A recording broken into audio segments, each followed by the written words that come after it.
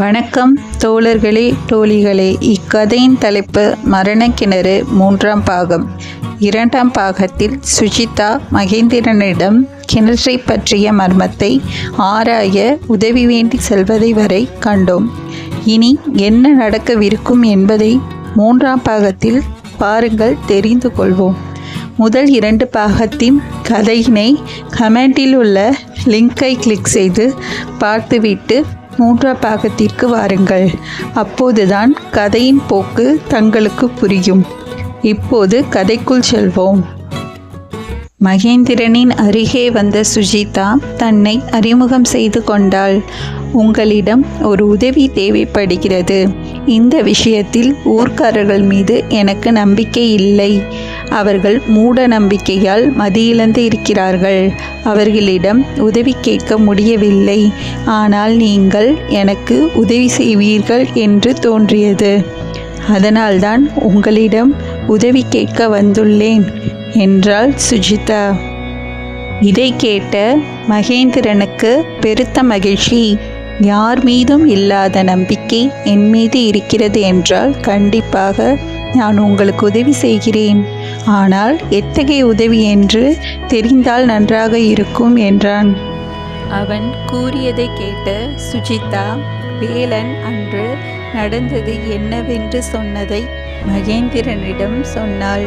வேலன் இறப்பதற்கு முன் கிணற்றின் பக்கம் சென்றதையும் கிணற்றில் ஏற்பட்ட விசித்திரமான சத்தங்களையும் வெளிச்சத்தையும் பற்றி என்னிடம் கூறினார். அவன் கூறிய 2 நாட்களுக்கு பின் அவன் அந்த படியில் இறந்து கிடந்தான். எனக்கு இதில் மர்மம் இருப்பதாக தோன்றுகிறது என்று வேலன் அன்று கூறினான். ஆனால் இன்று எனக்கும் அந்த மரணங்கள் சந்தேகத்தை ஏற்படுத்துகிறது. கண்டிப்பாக அந்த கிணறு ஏதோ ஒரு மர்மத்தை உள்ளடக்கியிருக்கிறது.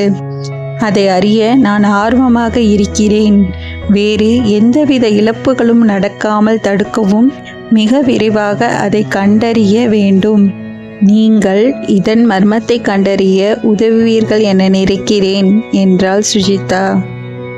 இதை கேட்ட மகேந்திரன், எனக்கு ஊர் மக்கள் சொல்லும் கிணற்றின் சாப கதைகள் அனைத்தும் வேடிக்கையாக இருக்கிறது. ஏதோ சரியில்லை என்று எனக்கும் தோன்றியது. கண்டிப்பாக துணிவு மிகுந்த உங்களுக்காக நான் உதவி செய்கிறேன் என்றான் மகேந்திரன். இருவரும் சேர்ந்து ஒரு திட்டம் தீட்டினர்.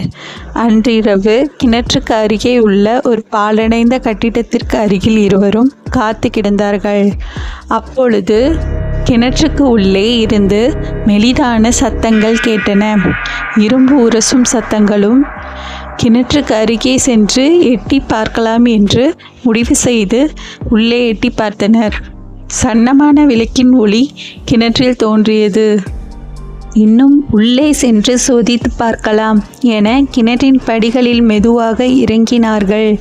பாதி படிகளை தாண்டிய பிறகு பேச்சு சத்தங்கள் கேட்டன.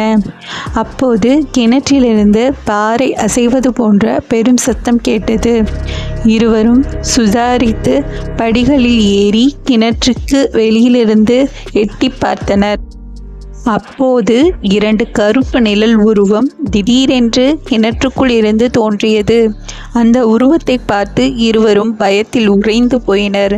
கிணற்றிலிருந்து திடீரென்று தோன்றிய 2 நிழல் உருவங்கள் யார்? அவர்கள் எப்படி தோன்றினார்கள்? இனி என்ன நடக்கப் போகிறது என்று அடுத்து வரும் பாகத்தில் காணலாம். மர்மம் தொடரும்.